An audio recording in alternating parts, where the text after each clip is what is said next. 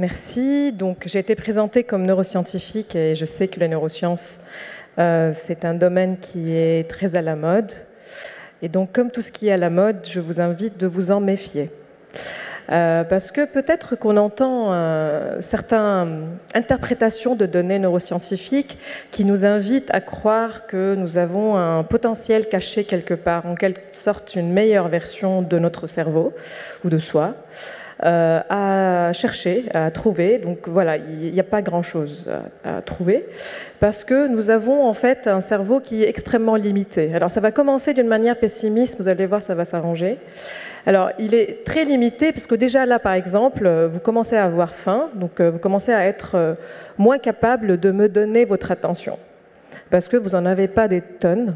Et ce capital attentionnel, il est aussi limité que vos capitales décisionnels. C'est pour ça d'ailleurs qu'il ne faut jamais faire les courses quand vous avez faim, parce que vous allez prendre des décisions moins en concordance avec vos ambitions par rapport à quoi votre santé sera.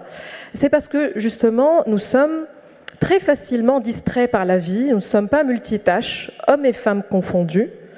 Et donc, nous avons trouvé une bonne stratégie, si vous voulez, notre cerveau a trouvé une bonne stratégie que vous êtes en train de faire en ce moment-là. Parce que là, par exemple, vous êtes en train de respirer, vous avez le cœur qui bat, vous êtes en train de digérer ou de brûler ce que vous avez en stock. Et tout cela est très sophistiqué, sauf qu'en fait, heureusement pour nous, tout cela est automatique. Donc en fait, c'est un peu comme si votre cerveau vous dit « je gère », et vous écoutez la dame parler, et comme ça, vous pouvez me déléguer toutes ces fonctions très sophistiquées. Donc là, par exemple, vous êtes en train de réguler votre température, ce qui est extrêmement complexe comme phénomène, sans que vous en soyez préoccupé. Vous transpirez, vous frissonnez, selon ce que vous avez comme vêtements sur vous. De la même façon, peut-être une des plus belles démonstrations des neurosciences, c'est de nous montrer que, tout comme on respire, nous automatisons tout ce qu'on apprend. C'est-à-dire que vous avez appris à marcher, vous avez appris à conduire, vous avez appris cette langue. En fait, finalement, si on y réfléchit bien, c'est des symboles qui sortent de ma bouche et que vous comprenez, vous en faites sens. Alors qu'en fait, c'est aussi très sophistiqué, mais on ne se pose plus la question. Moi, j'ai appris cette langue plus tard dans la vie, et en fait, pour que j'arrive à ne plus penser les mots et à plutôt penser ce que je veux vous transmettre, ça veut dire que je l'ai automatisé. Et donc, tout comme le langage, tout comme notre marche, notre posture, et bien en fait, c'est comme ça aussi qu'on automatise nos croyances sur le monde, nos croyances sur nous-mêmes, qu'on automatise nos compétences, qu'on automatise les stéréotypes, qu'on automatise les certitudes que nous avons sur ce qui nous entoure. Alors, ce qui est très beau, et ce qui est très fascinant, c'est que le cerveau considère ces automatismes de la même façon que la respiration. C'est pour ça que nous sommes gênés quand quelqu'un n'est pas d'accord avec nous, parce que c'est un peu comme s'il nous étouffe. C'est un peu comme s'il me prive de sucre.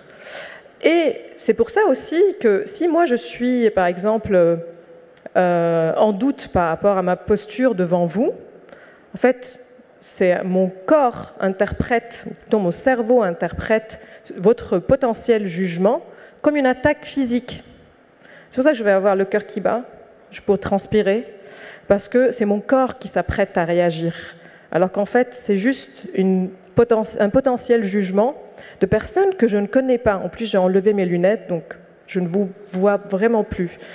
Sauf que, comme mon cerveau ne fait pas de différence entre ce qui est physiologique et ce qui est psychologique, c'est cela qui fait qu'on nous attachons d'une manière un peu acharnée à nos habitudes, à notre façon de faire, à nos croyances.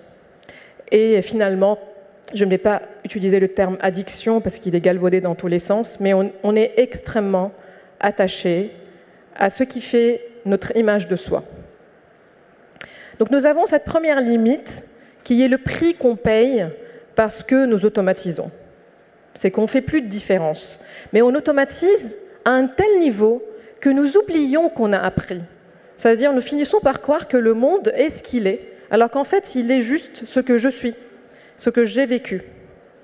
Et il faut juste simplement se dire que ce que je crois du monde n'est pas ce que vous croyez du monde, n'est pas ce que vous croyez du monde. Et en fait, je suis face à votre incertitude et vous êtes face à la mienne. Et cette posture qui accepte de ne pas connaître l'autre est peut-être le début du chemin. Nous avons une deuxième limite, c'est que le monde, bien sûr, n'est pas certain. Je donne un exemple d'une expérience que nous faisons en laboratoire. C'est que nous enregistrons la réponse au stress des individus et nous les laissons regarder des vidéos dans lesquelles ils soulèvent des petites pierres et il y a des serpents qui sont des fois sous la pierre. S'il y a un serpent, ils reçoivent un mini choc électrique, pas douloureux, mais en tout cas qui provoque une réponse au stress. Ce qu'on explore et ce qu'on voit, c'est que quand les personnes sont sûres de trouver le serpent, il n'y a pas de réponse au stress après le choc électrique. Par contre, quand ils sont dans l'incertitude, est-ce qu'il y a ou pas un serpent, même s'il n'y a pas un serpent, donc pas de choc électrique, ils ressentent le stress et ils ont une réponse au stress. Ça veut dire que nous préférons savoir pour sûr qu'il y a quelque chose de mauvais qui va arriver plutôt que de ne pas savoir. C'est pour ça aussi qu'on aime bien croire à l'astrologie, parce que ça nous dit exactement que ça ne va pas bien se passer peut-être, mais au moins je le sais et ça me donne cette illusion de contrôle. Donc ça nous donne une deuxième couche de complication, c'est que nous déformons le monde en automatisant, et la deuxième, c'est que face à l'incertitude du monde, nous vivons un stress semblable à une douleur physique, c'est-à-dire ce que ressentent les personnes quand ils ne savent pas s'il va y avoir un choc électrique, est équivalent au sentiment d'avoir mal digéré un aliment. C'est une nausée. Et donc, qu'est-ce qu'on fait? Qu'est-ce qu'on fait face à l'incertitude des autres dans nos lieux de travail? Qu'est-ce qu'on fait face à l'incertitude de l'autre dans une relation amoureuse peut-être? Qu'est-ce qu'on fait face au fait qu'on ne connaît pas les gens qui nous sommes différents? Ben, en fait, on va se réfugier dans nos automatismes. C'est la chose la plus simple que nous trouvons, c'est d'aller piocher dans ce que j'ai enregistré, dans ce que j'ai créé comme modèle mental, et je vais être très sûre. C'est un peu comme si vous me demandez de penser contre moi-même, chose qu'on entend aussi certains neuroscientifiques vous inviter à avoir une pensée critique, n'est-ce pas? C'est-à-dire qu'il faut en permanence regarder penser. Ce qui est, selon des philosophes avant même les neurosciences, est la définition même de l'intelligence humaine. C'est notre capacité, pas juste à apprendre vite, c'est notre capacité à regarder nos apprentissages et dire « je ne suis pas d'accord avec ce que je suis, je ne suis pas d'accord avec la façon avec laquelle je pense ». Mais, rappelez-vous, au début, je vous disais qu'on n'a pas assez de ressources pour faire ce travail. Et donc, je ne peux pas tous les jours me réveiller et me dire « Sama, qu'est-ce que tu penses de ta pensée ?» Et je ne peux pas le soir me coucher en me dire « Est-ce qu'aujourd'hui ça va, tu t'es comporté exactement comme tu l'aurais voulu ?» Et je ne suis pas venue vous parler non plus parce que je suis motivée par une passion de transmission, comme des fois il y a des gens qui vous aiment faire croire. Je suis venue parce qu'on fait société et on se donne des rendez-vous. Et donc finalement, qu'est-ce qui gère nos vies? Les systèmes, les normes que nous créons ensemble, mais nous sommes attachés à cette idée que nous avons un libre arbitre. Ça veut dire que je suis là parce que je l'ai voulu. Alors, si je veux vraiment être honnête et vous transmettre ce que les neurosciences en pensent, je dirais qu'il y a zéro libre arbitre, parce que toutes les décisions que nous prenons sont déjà programmées. Mais par quoi? Parce que j'ai vécu, par mon expérience.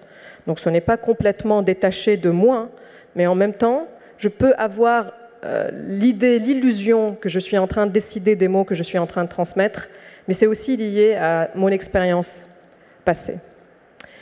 Alors on fait quoi face à toute cette complexité? Est-ce que je me demande à moi-même d'être en permanence en train de réfléchir à mes réactions? Est-ce que je fais confiance à mes automatismes qui auraient pu, elles, mal formés aussi? Mais non, nous pouvons aussi regarder un autre privilège que nous avons, c'est exactement le fait que vous n'avez pas les mêmes automatismes. Ça veut dire que vous êtes meilleur critique de moi que moi-même, parce que mes normes implicites ne sont pas nécessairement les vôtres. À moins qu'on se ressemble trop, mais dans ce cas-là, nous avons une même base d'apprentissage. C'est pour ça que la diversité n'est pas seulement moralement jolie, c'est aussi en fait une décision intelligente d'aborder le monde, c'est d'être entouré par des personnes qui ne comprennent pas nos gestes. Vous savez, à chaque fois que vous dites « je ne vois pas pourquoi il fait ça ou elle fait ça », eh bien c'est ça qu'il faut rechercher. Les amis qui vous disent « je crois que tu fais n'importe quoi », c'est les amis qu'il faut garder très proches de soi. Parce que ça veut dire que nous ne sommes pas dans une pensée de groupe. C'est-à-dire que nous réfléchissons le monde dans sa complexité et nous acceptons ce malaise d'être face à la différence. Alors comment on peut arriver à une telle culture ? Alors plutôt que d'invoquer la recherche du sens et du bonheur, qui sont des phénomènes assez existentiels et abstraits, et si vous voulez, mon avis en tant que scientifique, n'existe pas. C'est-à-dire que le bonheur, on n'est pas câblé pour, on est plutôt câblé pour sa recherche. Les personnes qui font la montagne le savent très bien, le sommet, il ne se passe rien. C'est ce chemin, en fait, qui porte le désir. Mais aussi, que si vous avez faim en ce moment, ce qui est intéressant, c'est cet appétit-là. Mais en fait, une fois que vous êtes rassasié, il ne se passe plus rien non plus. Donc si je veux promets le bonheur quelque part, c'est une impasse, parce qu'il y arrivera pas, il n'est nulle part. Ni d'ailleurs votre meilleure version de vous-même. Donc si vous voulez, vous pouvez arrêter de chercher. Par contre, on peut imaginer qu'un meilleur chemin pourrait y arriver. C'est ça le sens, en fait, finalement. Ce n'est pas quelque chose qui nous attend quelque part, il faut qu'on fouille pour le trouver, ni le bonheur. C'est là, ce moment-là. Pourquoi je suis là face à vous en train de choisir ces mots? Le sens, il est dans cet instant, il est dans ce moment. Il n'est pas dans la vision globale que je projette sur ma mission de vulgarisatrice scientifique. Ce serait vraiment malhonnête que je vous le dise. Alors de temps en temps, je m'arrête et je me dis pourquoi je fais ce que je fais. Mais ce n'est pas un exercice quotidien. Et vous pouvez être d'ailleurs dans des entreprises qui font, des entreprises à mission, qui ont des sens glorieux et majestueux. Mais en fait, dans la réalité de tous les jours, c'est toxique et dépourvu d'humain. Et vous pouvez aussi réfléchir le sens d'une manière non hiérarchique, parce que c'est très dangereux que nous créions une hiérarchie dans laquelle il y a des métiers qui auraient plus de sens. Parce que la personne qui vous livre votre repas le soir, le sens est là. La personne qui vous coiffe, le sens est là. Et la personne qui travaille pour que des enfants ne soient pas agressés, elle fait aussi un métier de sens au même niveau d'estime que tous les métiers qui nous permettent de faire société. Et donc, c'est condescendant de notre part de considérer qu'il y aurait des métiers plus utiles que d'autres, selon en fait l'occasion qui se présente. Parce que si un jour nous allons avoir une crise énergétique et pas sanitaire, nous allons dire que c'est les électriciens et électriciennes en fait qui sont les métiers les plus utiles. Alors en fait, il faut qu'on détache nos statuts de nos compétences. C'est-à-dire ce que nous sommes comme êtres humains est inconditionnel. Je peux avoir des compétences qui sont plus ou moins bonnes dans certains domaines, et je peux être plus ou moins certaine de mes automatismes dans certains domaines, mais j'admets, quand je dis « je », ça ne veut pas dire que je le fais, c'est une bataille quotidienne, mais je suis prête à admettre que je ne peux pas constituer avec ma pensée la complexité du monde. Ça veut dire que ça ne me pose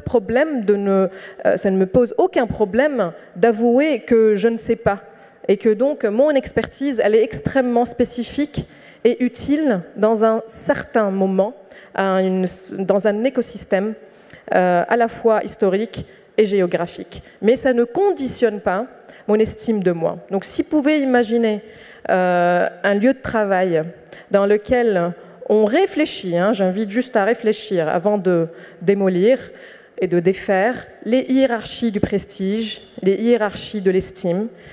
Et une fois que nous avons fait ça, une fois que nous avons détaché l'estime de soi de la confiance en soi, ce qui est quand même quelque chose qui n'a rien à voir, c'est quand j'ai une estime de moi, que je peux accepter que je n'ai pas confiance en moi dans ce domaine.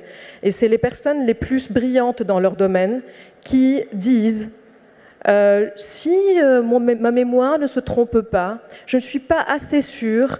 C'est ces personnes qui font preuve, je ne dirais pas d'humilité, mais de réalisme face à l'impossibilité d'appréhender la complexité du monde. Il n'y a pas de têtes bien faites dans l'absolu qui vont être recrutées et tout résoudre.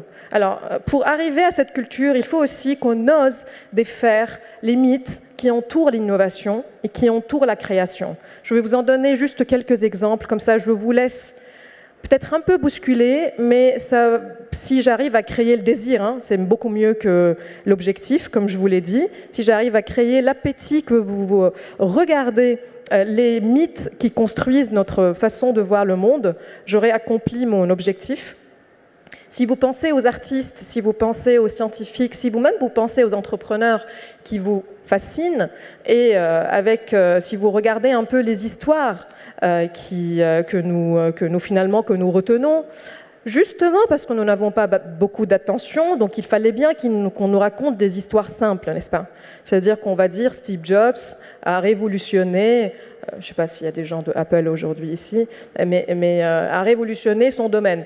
Mais en fait, quand on creuse, et ça qui est beaucoup plus fascinant que cette histoire simple, on va voir que Steve Jobs était dans un écosystème historique, géographique, gouvernemental, et qu'il était entouré de personnes très diverses qui étaient, elles, les personnes qui faisaient en fait grouper à un moment donné des savoirs dispersés et qui étaient donc, on était dans une société prête à ce que cette innovation arrive, mais il fallait bien qu'une personne porte un peu l'image de communication de cette innovation-là.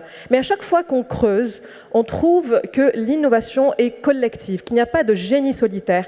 Il n'y a personne qui a fait des choses intéressantes dans son garage. Toutes ces idées sont des idées métaphoriques, qui font des belles séries et des beaux films, mais dans la réalité de la vie, tout savoir se repose sur ces incertitudes, et donc oser travailler dans l'incertitude, mais aussi sur le collectif et sur l'histoire des connaissances. On parle de cette métaphore du nain sur l'épaule du géant. Ça veut dire ce qu'on voit, c'est le nain, mais ce qu'on ne voit pas, c'est le géant. Si vous pensez Mozart et que vous adorez Mozart et vous pensez que Mozart, c'est un génie solitaire, non, Mozart, il est né dans une famille avec un père qui avait décidé de faire un prodige avant même la naissance de Léopold Mozart, et il lui a fait faire 3500 heures de pratique avant ses 6 ans. On ne peut pas parler du libre arbitre de Mozart à ses 1 an de vie. Par contre, ça ne nous empêche pas de nous émerveiller de ce qu'il a pu produire, mais avec cette conscience que le savoir est transmis, et le savoir s'inspire du savoir des autres, et il accepte l'incertitude. Je vous donne un dernier exemple d'un écrivain, Dostoïevski, qui aimait bien dire je m'assois et les personnages me chuchotent le récit à l'oreille. Et en fait, quand on regarde les carnets de Dostoïevski, on va avoir des pavés d'échanges avec d'autres écrivains et écrivaines pour leur demander, à ton avis, qu'est-ce qu'il devrait faire, l'idiot, à ce moment-là. Et ça, c'est 8 pavés pour la première partie de l'idiot. Et c'est là, en fait, où on voit que toute innovation, elle est lente. Et elle repose sur un savoir qui entremêle les connaissances des autres. Et donc, si on doit réfléchir le sens, si on doit réfléchir, qu'est-ce qui fait que je suis bien quelque part? Alors peut-être qu'il faut d'abord qu'on s'attaque à cette culture du prestige, à cette culture du statut, à cet acharnement que nous avons de recruter des talents. Comme s'il y aurait comme ça des talents et puis les autres pas trop. Et que ces personnes, ces individus, ils arriveraient avec des compétences clés, qui vont... Alors en fait, nous avons des apprentissages de l'histoire qui nous montrent à chaque fois que ça ne fonctionne pas comme ça parce que ça ne prend pas en compte l'interdépendance des processus de travail dans tout domaine. Les prix Nobel, pour nous les scientifiques, c'est un petit festival médiatique. On sait très bien que la science repose sur le travail de toute personne présente dans un laboratoire de recherche et de plein de connaissances. Donc si on arrive à dépasser la petite frustration que j'ai peut-être créée en vous, qui vous dites « non mais là, elle fait tout comme ça pour déconstruire la magie et la fascination ». En fait, c'est urgent aussi qu'on accepte de nous défaire de ces idées et de se dire qu'il y a quelque chose d'encore plus fascinant dans ce qui nous lie aux autres. C'est encore plus émerveillant dans ce qui nous lie aux autres. Je critique des fois notre attachement à certaines recherches de sens dans des formes un peu magiques, mystiques, comme l'astrologie. Ma mère, elle est un peu chamane, donc elle y croit, j'ai grandi dans ça. Et je sais que ça apaise et ça soulage. Mais je dis que moi, je trouve beaucoup plus fascinant que l'univers est en expansion et que donc la carte ne correspond plus en fait à ce qu'on est en train de lire.